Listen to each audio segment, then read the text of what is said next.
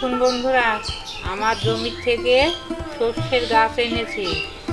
এই সর্ষের পাতা দিয়ে মানে এই শাকের আজকে ঘন্ট করব পালং শাক দিয়ে। আর এই ফুলের আমরা চপ বানাবো, যেমন আমরা বেগুনি বানাই না, তেমন এই সর্ষের ফুল দিয়ে ফুলুনি বানাবো। তাহলে আপনারা দেখতে থাকুন। সর্ষের শাক দিয়ে কত সুন্দর একটা রেসিপি হয়। এই শাকের খুব টেস্ট আর ভীষণ প্রোটিন, এটা খাওয়া ভীষণই ভালো। আপনারা এখন খাবেন, মানে এখন সর্ষের সিজন, সর্ষের ফুলটাও পাওয়া যাবে, সর্ষের শাকটাও পাওয়া যাবে।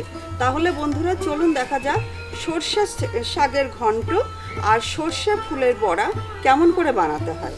দেখুন বন্ধুরা, সর্ষের শাক নিয়েছি আর নিয়েছি পালং শাক। সর্ষের শাকটা মসৃণ না, একটু খসখসে টাইপের, আর হচ্ছে পালং শাকটা ভীষণ মসৃণ। তাই সর্ষের শাক যদি শুধু রান্না করা যায় ওটা মেশে না, বুঝলেন তো। আর ওর সঙ্গে যদি পালং শাকটা দেওয়া যায় তাহলে শাকটা খুব মোলাম হয়, খেতেও টেস্টি হয়। তার জন্যে আমরা আজকে সর্ষের শাকের সঙ্গে পালং শাকটা মিক্সড করে তবে রান্না করব। এটা আমি ভালো করে ধুয়ে রেখেছি, পুরো গাছ শুদ্ধ, আর পালং শাকটাও ধুয়ে রেখেছি। এখন শাকগুলোকে ছাড়িয়ে কুচি কুচি করে কাটবো। যতটা ছোট করে কাটতে পারেন ততটাই সুন্দর হবে। আর ফুলগুলো আমরা এইভাবে একটু বড় বড় করে ছাড়িয়ে নেব। তাহলে এইটার আমি চপ টাইপের বানাবো। তাহলে আপনারা দেখতে থাকুন, আশা করি আপনাদের ভালোই লাগবে। কাকিমা, এই তো আপনি তাহলে ফুলগুলো বড় বড় সাইজ করে ছাড়ান, আর আমি পাতাগুলো ছাড়িয়ে নিই। হ্যাঁ ঠিক আছে। দুই হাতে কাজ করলে তাড়াতাড়ি হয়ে যাবে। হ্যাঁ,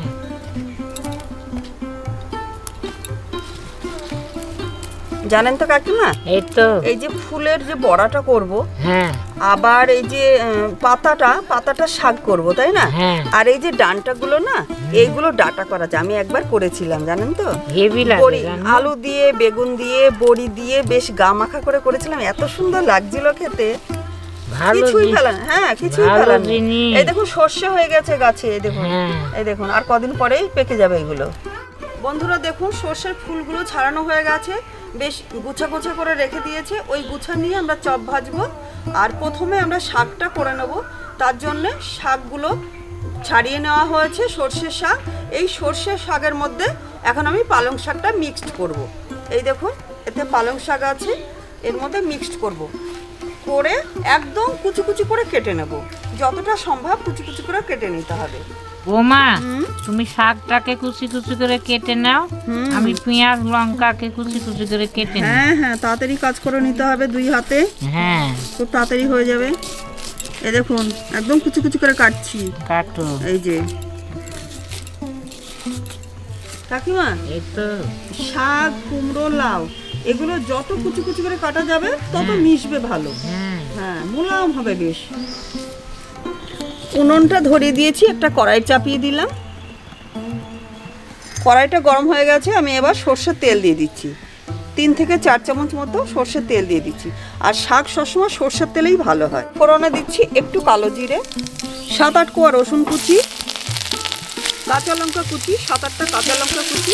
সবসময় শাকে একটু ঝাল ঝাল হলেই কিন্তু ভালো লাগে। আর দুটো পেঁয়াজ কুচি। এবার আমি একটু হালকা লাল করে নেব। পেঁয়াজ আর রসুন হালকা লাল করে ভেজে নিয়েছি। আর এবার শাকগুলো দিয়ে দিচ্ছি। শাকগুলো দেখুন কতটা সরু করে কেটেছি। এবার শাকগুলো দিয়ে দেবো।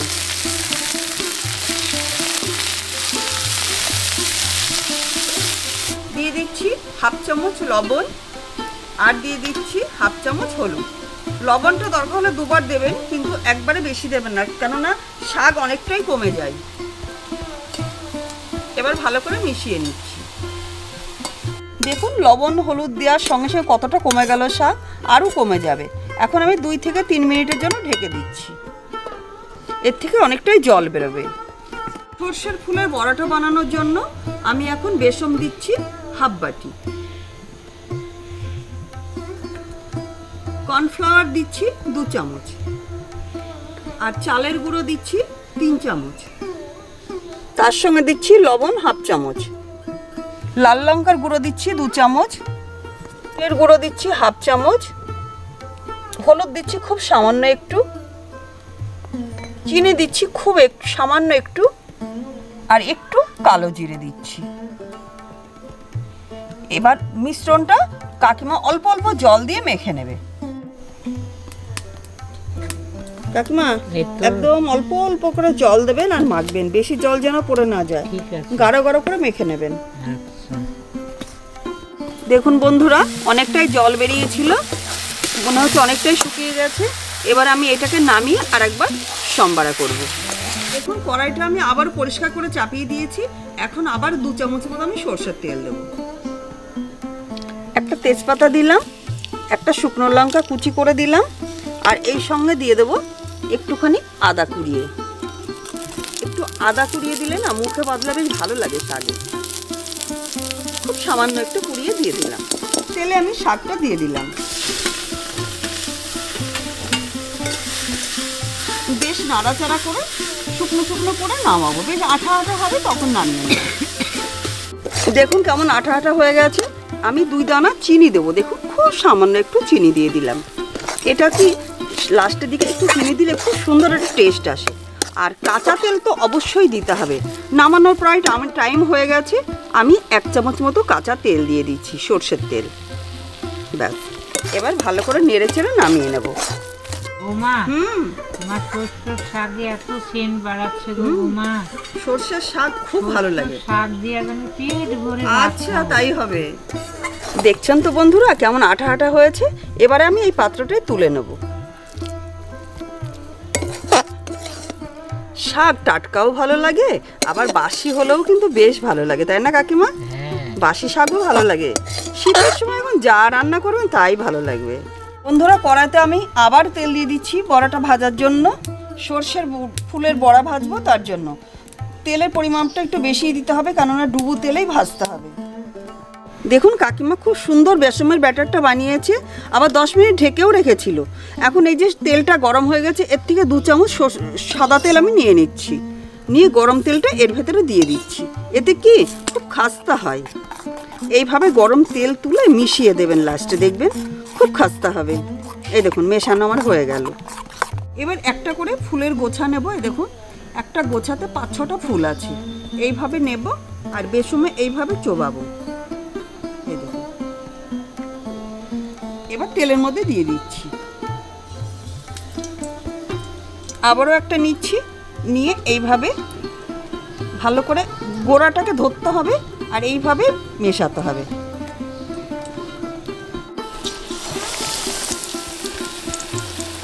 ঠিক একইভাবে আমরা কয়েকটা দিয়ে দেবো।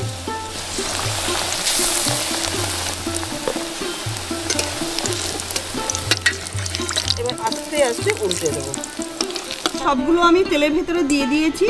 এখন আস্তে আস্তে জাল দিয়ে আস্তে আস্তে লাল লাল করে ভেজে নিতে হবে। দেখুন আমি আস্তে আস্তে জাল দিয়ে আস্তে লাল করে ভেজে নিচ্ছি। এই দেখুন কত সুন্দর হয়েছে, প্রায় হয়ে এসছে। এবার আমি এগুলোকে নামিয়ে নেব। দেখুন কত সুন্দর ভাজা হয়েছে। এইগুলো ঠিক প্লেন সাইজের হবে না, একটু এবড়ে থেবড়ে হবে, কোনো ব্যাপার নেই, এইভাবেই ভাজতে হবে। দেখুন কত সুন্দর খাস্তা হয়েছে। বাদ বাকিগুলো ঠিক একইভাবে আমি ভেজে নেব। দেখুন বন্ধুরা, সব সর্ষের ফুলের ফুলনি ভাজা আমাদের হয়ে গেছে, আমি তুলে নিলাম। দেখুন বন্ধুরা, ফুলনি আছে আর হচ্ছে সর্ষের শাক আছে। এখন আমরা খেতে বসে পড়েছি। আমরা টেস্ট করে দেখব কেমন হয়েছে। আর সঙ্গে আছে মসুরির ডাল। মসুরির ডাল দিয়ে এটা খেতে ভীষণ ভালো লাগবে। কাকিমা তাহলে শাক দিই? দাও। আপনি তো বললেন শাক দিয়ে সব ভাত খেয়ে নেবেন। হ্যাঁ দাও। হ্যাঁ, চপ দি কাকিমা, দাও। সর্ষে ফুলের চপ।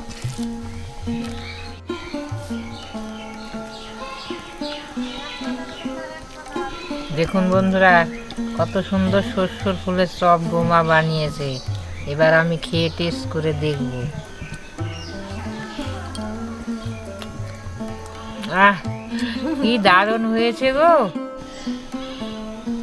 কি দারুণ গো বোমা। হ্যাঁ, আমি খেয়ে দেখি। কত সুন্দর হয়েছে, খেতে মজা লাগছে গো। মচমচ করছে। হ্যাঁ একটা অন্যরকম টেস্ট, তাই না? হ্যাঁ। আমরা তো বেগুন দিয়ে খাই, আলু দিয়ে খাই, কিন্তু সর্ষে ফুলের চপ এত সুন্দর হয় খেতে অনেকেই জানে না। একদম দারুণ হয়েছে রান্না। আর পালং শাক তো খাই ছোলার শাকের সঙ্গে মিশিয়ে, তবে সর্ষের শাকের সঙ্গে একবার পালং শাক মিশিয়ে খেয়ে দেখবেন, খুব সুন্দর লাগে খেতে। আর এখন সকলের জমিতে তো থাকে না, কিন্তু বাজারে কিনতে পাওয়া যায়। বাজার থেকে নিয়ে আসবেন সর্ষের শাক, এমনভাবে পালং শাকের সঙ্গে মিশিয়ে আপনারা ঘন্ট করবেন। নিরামিষভাবেও আপনি বানাতে পারেন পেঁয়াজ রসুন ছাড়া, সেটাও সুন্দর হবে। তাহলে বন্ধুরা দেখলেন তো, ফুল দিয়ে একটা রেসিপি আমরা বানিয়ে ফেললাম, আর সর্ষের পাতা দিয়ে একটা রেসিপি বানিয়ে ফেললাম। আবার ডাঁটাগুলোও রান্না করা যায়, ডাঁটাগুলোও ফেলে দেবেন না, তাহলে খুব সুন্দর লাগছে খেতে। কাকিমা তো বলছে শাক দিয়ে ভাত খেয়ে নেবো, ডাল আর দরকার নেই। তাহলে বন্ধুরা আজকের রেসিপিটা আপনাদের কেমন লাগলো অবশ্যই কমেন্ট করে জানাবেন। ভালো লাগলে চ্যানেলটাকে সাবস্ক্রাইব করে আমাদের সঙ্গে থাকবেন, তাই তো কাকিমা? তাহলে আগামী রেসিপিতে আমি আর কাকিমা হাজির হয়ে যাব। সকলে ভালো থাকবেন, সুস্থ থাকবেন আর অপেক্ষায় থাকবেন। ধন্যবাদ।